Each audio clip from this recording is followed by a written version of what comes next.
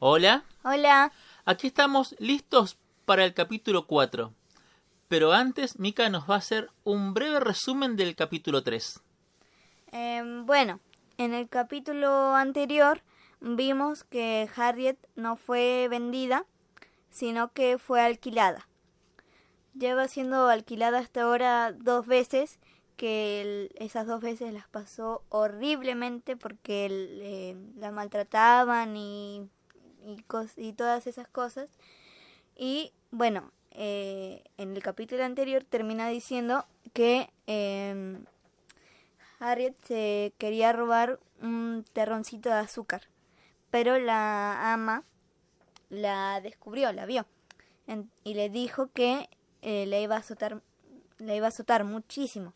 Entonces ella se asustó y salió corriendo, y salió de la casa y ahí terminó. Pobre Harriet, la verdad, pobre niña. Sí. Muy crueles los amos. Qué difícil de haber sido esclavo en aquel tiempo. Bueno, gracias a Dios ya no existe eso, pero qué difícil. Sí. Ahora sí, vamos a leer el capítulo 4. No vales ni 6 peniques. Harriet siguió corriendo hasta que sus piernas empezaron a tener dificultades para sostenerla. Fue entonces cuando se fijó en la pocilga. Entró dando tumbos en su interior y vio una gran cerda y 10 cochinillos. Pero lo que captó su atención fueron las mondas de patata que había en un pesebre al fondo del cobertizo. Al verlas, fue repentinamente consciente del hambre que corroía su estómago. Impulsivamente saltó la verja que rodeaba el pesebre y se puso, sin más, a llenarse la boca con todas las cáscaras que pudo. La cerda gruñó e intentó alejar a Harriet con su hocico, pero ella agarró un último puñado de mondas y se retiró a comérselas a una esquina del chiquero. Era viernes y se quedó allí sentada en aquella esquina hasta el martes siguiente, ignorando la terrible pestilencia y agarrando unos pocos puñados de mondas de patata cada vez que la cerda miraba hacia otro lado. Estaba absolutamente desesperada. En su cabeza se agolpaban todas las historias de esclavos fugitivos que había escuchado por las noches en la cabaña familiar. Pensó en los esclavos que habían sido capturados y a los que se les cortaban las orejas, y en los hombres marcados al rojo vivo con una gran F de fugitivo en sus pechos, como advertencia de que debían ser vigilados de cerca y tratados con dureza por los capataces. ¿Le aguardaría a ella el mismo destino ahora que había huido? Cuando llegó el martes, Harriet supo que tenía que hacer algo. Le aterrorizaba la posibilidad de que la cerda la pisotease mientras dormía, y además estaba siempre hambrienta. Se dio cuenta de que más tarde o más temprano tendría que volver a casa de la señorita Susan y enfrentarse a las consecuencias de sus actos. Un poco más tarde, armándose de valor, escaló la verga de la pocilga y caminó de regreso a casa. Harriet sabía que despedía un olor terrible y llevaba su larga falda hecha jirones. Cuando llegó a la puerta de la casa se encontró a la señorita Susan muy furiosa, tanto que al llamar a su marido le temblaba la voz de ira. Harriet ha vuelto, la pequeña miserable desagradecida. Ven y dale tú de latigazos. Después de la humillación que me ha ocasionado, creo que podría matarla si fuese yo quien lo hiciese. Cuando terminó la paliza, la arrojaron al fondo de una carreta y la señorita Susan emprendió la marcha con ella adentro. Harriet yacía en el suelo de madera, Ensangrentada, llena de heridas y aún cubierta de lodo de la pocilga. Deseaba desesperadamente poder beber algo de agua, pero tenía demasiado miedo como para abrir la boca. Finalmente, los altos y anchos robles de la hacienda Brodas aparecieron ante su vista y una gran sensación de alivio la inundó por completo. Sabía que pronto vería a la vieja Reed y a Ben. «Baja», gruñó la señorita Susan. «Vamos, no hagas un drama. Sé que puedes caminar». Lentamente Harriet se puso en pie y consiguió mantener el equilibrio.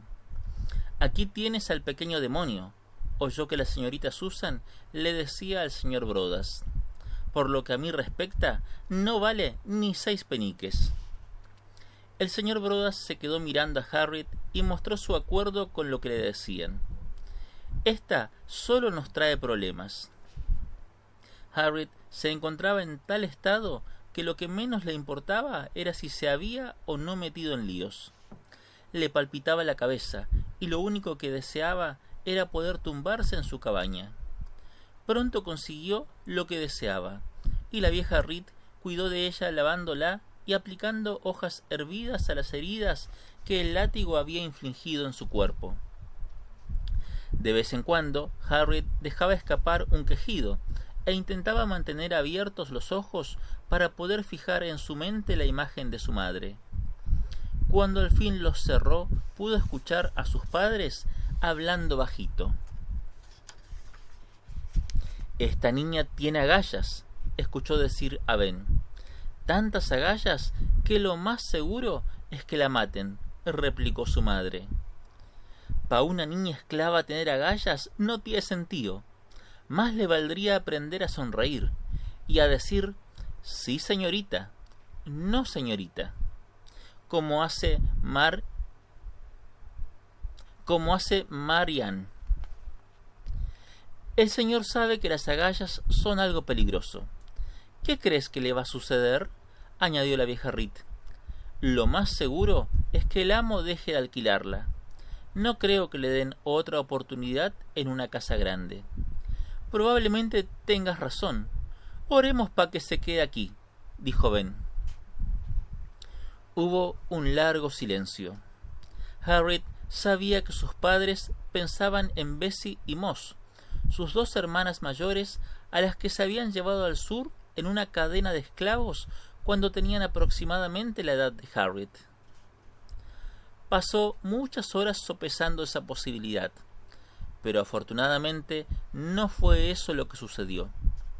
Una vez que recuperó suficientemente las fuerzas, la alquilaron a una plantación cercana como trabajadora agrícola general. Allí aprendió a enganchar un arado y a hacer surcos rectos, a limpiar las malezas de las plantas de tabaco y a recoger algodón. Cuando cumplió 8 años, se esperaba de Harriet que hiciese el trabajo de un hombre adulto, y si se quedaba corta, era azotada. A pesar de ello, se sentía agradecida por trabajar al aire libre. Le encantaba contemplar el cambio de color de las hojas en otoño, y a los gansos salvajes volando hacia el norte en perfectas formaciones en forma de V. En ocasiones, al caer la noche, se quedaba fuera de la cabaña charlando con otras mujeres. «¿Contemplando otra vez la estrella polar?», le preguntaban. «Por supuesto», respondía ella sin apartar la vista de aquella estrella del norte que parecía quedarse en el mismo lugar, mientras todas las demás se desplazaban por el cielo nocturno. «Un día seguiré esta estrella». «Seguro», decían burlándose las demás. «¿Me quieres decir de dónde va a sacar una niña insignificante como tú el valor suficiente como para hacer semejante tontería?» Harriet no respondía a sus burlas. Se limitaba a sonreír y prometerse a sí misma que un día llegaría hasta el mítico norte, donde todos los negros eran libres y a la gente se le pagaba por su trabajo. Quizá incluso utilizaría el nuevo ferrocarril subterráneo del que últimamente hablaban todos los negros. En realidad, no sabía qué pensar sobre dicho ferrocarril subterráneo. Había oído hablar acerca de Tice Davids, un joven esclavo de Kentucky que había escapado de su amo y planeado huir a través del río Ohio a su paso por la ciudad de Ripley. Sin embargo, su amo le persiguió con los perros y no tardó mucho en alcanzarlo. Así que Tais Davids saltó al río y nadó en dirección a la otra orilla. Su amo buscó un bote y fue tras él, pero en esos pocos minutos que tardó en conseguir la embarcación, Tais desapareció sin dejar rastro y nunca se volvió a saber nada más de él. Como era un buen nadador, no parecía probable que se hubiese ahogado, y como no tenía forma de explicar cómo se le había podido escapar un esclavo delante de sus narices, el amo le dijo a todo el mundo que era como si Tais Davids hubiese subido a un ferrocarril subterráneo. ¿Sería verdad?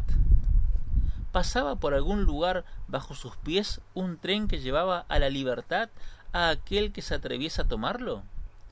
No lo sabía, pero era algo que estaba decidida a descubrir algún día. Durante la cosecha de algodón de 1831, Harriet escuchó una historia aún más extraordinaria. Tenía que ver con un esclavo que no había intentado huir al norte, sino que había hecho algo todavía más extraordinario. Había liderado una rebelión de esclavos contra los dueños de las plantaciones.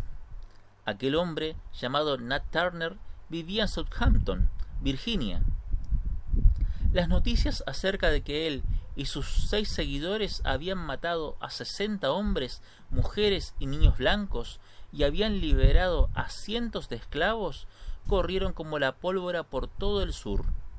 Los propietarios se ponían lívidos de miedo solo de pensar que sus propios esclavos pudiesen rebelarse y matarlos. Los negros, en cambio, encontraban una fuente de inspiración en el valor y éxito mostrados por algunos de los suyos.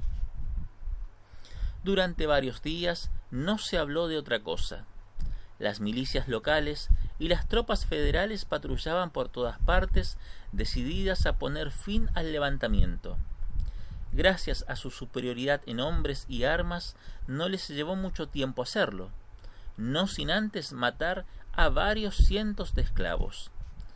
Pero a pesar de haber sofocado la rebelión, Nat Turner seguía libre. Todos los negros que trabajaban en los campos lo esperaban vigilantes, y circulaban rumores de que él también se había subido al ferrocarril subterráneo rumbo a la libertad. Con el tiempo, estos rumores demostraron ser falsos, y Nat Turner fue capturado en una cueva de tierra cerca de su antigua plantación. Fue juzgado y sentenciado a la horca, pero ni siquiera la ejecución de la sentencia devolvió las cosas a la normalidad.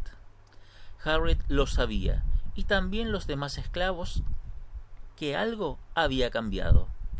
Los dueños de plantaciones, incluido el señor Brodas y el hombre que había alquilado a Harriet, estaban muy nerviosos. Otros países, como México, habían abolido la esclavitud, y los esclavos de Haití habían derrotado recientemente a sus amos franceses y se habían declarado una república negra independiente. El miedo de los propietarios blancos se tradujo en cambios para sus siervos. Se prohibió que 2 o 3 esclavos se sentasen a charlar juntos y se los obligó a cantar mientras trabajaban en los campos. Se suponía que un esclavo que cantaba era un esclavo que no hablaba con los demás, ya que las conversaciones podían dar lugar a que se planease otra rebelión. Además, se les prohibió a los negros celebrar servicios religiosos sin la presencia de una persona blanca que pudiese dar la alarma si sospechaba que estaban tramando algo.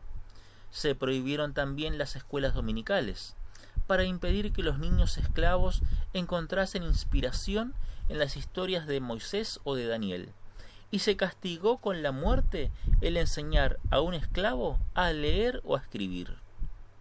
Se pusieron guardias que vigilasen todos los medios de transporte público, y cualquiera que quisiese atravesar un puente en todo el territorio del sur debía presentar antes su documentación. Sobre todo, había que impedir a toda costa que llegasen hasta los esclavos las noticias de aquellos incidentes sucedidos fuera de sus plantaciones. A pesar de las nuevas leyes más severas que se aplicaban a los esclavos, todo lo que tenía que ver con Nat Turner inflamaba a Harriet con una sensación de esperanza. No había duda de que los tiempos estaban cambiando. Era imposible que un grupo de personas mantuviese sometido para siempre a otro grupo de seres humanos. A veces, Cuchoe, el viejo hombre negro que estaba a cargo del vestuario del amo, conseguía sacar un periódico a escondidas de la casa grande. Había aprendido a leer de jovencito, así que los esclavos se reunían por las noches en su cabaña para informarse de las últimas noticias que afectaban al destino de su comunidad. Una noche, poco después de la ejecución de Nat Turner, Harriet se sentó junto al fuego al lado de Cuchoe. «No hay forma de que puedan ganar», dijo el anciano. «Ya es imposible. Ahora sabemos demasiado». Tras decir esto, extrajo un periódico que llevaba debajo de la camisa. «Escuchen esto. Es parte de un discurso pronunciado en el Parlamento de Virginia». Se aclaró la garganta y giró el periódico hacia la luz que proyectaba el fuego. «Hemos taponado en la medida de lo posible cualquier vía por la que la luz pudiese llegar hasta la mente de los esclavos. Si pudiéramos anular del todo su capacidad de ver la luz, nuestro trabajo habría terminado. Estarían entonces al mismo nivel que las bestias del campo». «Ni en sueños», exclamó Cuchoe. «Eso es algo que no va a suceder jamás. Hemos recibido de Dios la misma luz que cualquier otro hombre del color que sea, y algunos de ellos lo saben. No se pierdan esto otro». Cuchoe volvió la página del periódico. «Esta es la opinión de una mujer blanca que se llama Henry Berry. Así dice: aprueben cuanto antes severas leyes quieran para intentar mantener a estas desafortunadas criaturas en la ignorancia. Será en vano, a no ser que consigan extinguir la chispa de la inteligencia que el propio Dios les ha otorgado. ¿Acaso puede un hombre vivir junto a hombres libres y permanecer ignorante de lo que es la libertad? Sobrevendrá una lucha a muerte en la que una u otra clase de hombres se extinguirá para siempre. ¿Se dan cuenta?», siguió diciendo Cuchoe. «Hay muchos hombres blancos que pueden ver la escritura en la pared tan claramente como Belsasar en la Biblia. Simplemente lo que pasa es que no quieren renunciar a sus propiedades. Es pura y simple avaricia. La avaricia humana es lo que nos tiene encadenados, pero no será así para siempre. No, señor mío, desde luego que no. Dios nos liberará». Cuanto más escuchaba las palabras como estas, más convencida estaba de que algún día sería libre. Se aficionó a orar y cantar al mismo tiempo, y para expresar su esperanza utilizaba las viejas canciones que le habían enseñado sus padres. Una de sus favoritas decía lo siguiente: «¿Acaso no libró mi Señor a Daniel? ¿Libró a Daniel? ¿Libró a Daniel? ¿Acaso no libró mi Señor a Daniel? ¿Y por qué no me libraría a mí? Libró a Daniel en la cueva del león, libró a Jonás de la barriga del pez, y del horno de fuego a los hijos de Israel. ¿Y por qué no a los demás también? ¿Y por qué no a los demás también?». Aquella estrofa de la canción resonaba una y otra vez en la mente de Harriet, mientras cortaba leña para la chimenea y aguijoneaba los bueyes para que tirasen del arado. «Esta noche, durante el despinoche del maíz, voy a aprovechar para fugarme», le confesó a Harriet uno de sus compañeros esclavos, un día en el que trabajaban lado a lado recogiendo el cereal. «¿Estás seguro, Jim?», dijo Harriet mirando en todas direcciones para asegurarse de que el capataz no les veía hablar. Ya te han atrapado 2 veces. Si fracasas de nuevo, lo más probable es que el amo te venda al sur». «Yo también lo creo, así que es mejor que no fracase», dijo Jim guiñándole un ojo. Voy a encontrar ese ferrocarril subterráneo del que todo el mundo habla. ¿De verdad?, dijo Harriet. ¿Crees que lo vas a conseguir? Lo voy a intentar. He oído decir que de camino al norte hay blancos dispuestos a ayudar a los esclavos fugitivos. El truco consiste en preguntar a las personas adecuadas. Eso suena muy arriesgado, dijo Harriet, que hubiese deseado tener el valor suficiente para preguntarle si podía ir con él. Espera y verás. Esta noche, cuando todos estén despinochando las mazorcas, me fugaré. Harriet sintió un nudo en el estómago durante el resto del día. No sabía por qué. Al fin y al cabo, Jim era el dueño de su propio destino y tenía poco que ver con ella. Sin embargo, habían pasado varios años trabajando juntos y ella había acabado sintiéndose unida a su vivaz amigo. Aquella noche hubo una gran reunión para despinochar el maíz. Esclavos de varias plantaciones cercanas vinieron para ayudar con la labor, y Harriet y los demás esclavos hicieron lo mismo en los días que siguieron, trasladándose a los campos vecinos para colaborar en aquella tarea. Era un tiempo que normalmente solía aguardar con alegre expectación. Los esclavos competían por ver quién conseguía despinochar más rápido, y una vez que terminaban el trabajo, los que sabían cantar mejor se turnaban para subirse a las enormes pilas de hojas de mazorcas y entretener a todo el mundo con divertidas canciones. Sin embargo, aquella noche, mientras la luna ascendía en el cielo, Harriet estaba tan nerviosa que no pudo unirse al jolgorio generalizado. En lugar de ello, no le quitaba a Jim los ojos de encima. Cuando ya se habían despinochado casi la mitad de las mazorcas, le vio deslizarse cautelosamente hacia la parte posterior del grupo y luego echar a correr a través de los campos llenos de rastrojos de maíz. Entonces vio, sobresaltada, al capataz que se acercaba y gritaba de repente: ¿Dónde está Jim? Todo el mundo paró de trabajar y esperó a ver lo que sucedía a continuación. El capataz volvió rápidamente la cabeza hacia los campos. Harriet miró con horror en la misma dirección. La camisa blanca de su amigo aún se divisaba a la luz de la luna. «¡Maldito demonio negro!», exclamó al tiempo que sacaba su látigo. «Le voy a enseñar una lección que no olvidará en la vida». Y diciendo esto, se lanzó tras de él en un salto. Sin pensar en lo que hacía, Harriet arrojó al suelo la pila de mazorcas que tenía sobre las rodillas y salió tras el capataz. Años de trabajo en los campos la habían hecho ágil y rápida, y no tuvo dificultades para seguir su ritmo. Sin embargo, cuando llegaron a un pequeño almacén situado en un cruce de caminos, ya se estaba quedando sin aliento. Al acercarse vio que Jim estaba dentro, hablando con otro hombre negro. También los vio el capataz, quien corrió a bloquear la puerta. «¡Ya te tengo!», gritó mientras Harriet le seguía de cerca. Entonces, volviéndose a ella, le dijo: «¡Rápido! Sujétale mientras le doy de latigazos aquí mismo». Ella levantó la vista y la fijó en la mirada salvaje de Jim. «Sí, amo», respondió, acercándose al capataz que había entrado en el almacén y le tenía cercado. Con toda la calma que pudo, corrió hasta Jim y le agarró de los brazos. Aunque solo tenía 13 años, era lo suficientemente fuerte como para sujetarlo.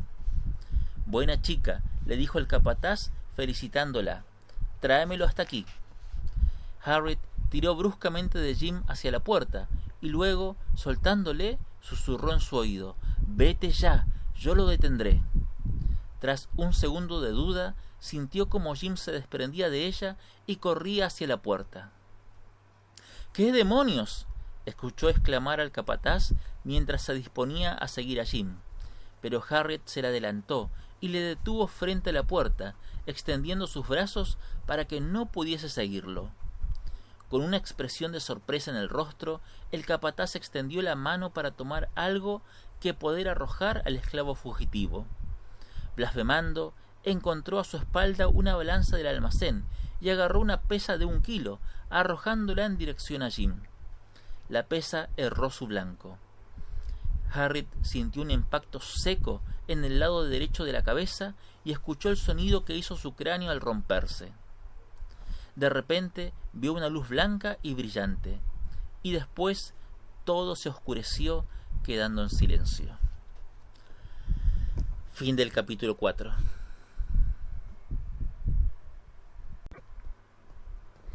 Uy, qué capítulo intenso. ¿Se recuperará Harriet? ¿Cuánto tiempo tardará en recuperarse? Lo veremos en el próximo capítulo. Qué cosa ser esclavo en aquel tiempo. Qué cosa ser esclavo. Hasta la próxima. Hasta la próxima. Chao. Chao. Antes de despedirnos, el próximo capítulo es el 5, que se titula Nunca jamás podría poseer su alma. Ahora sí. Chao. Chao.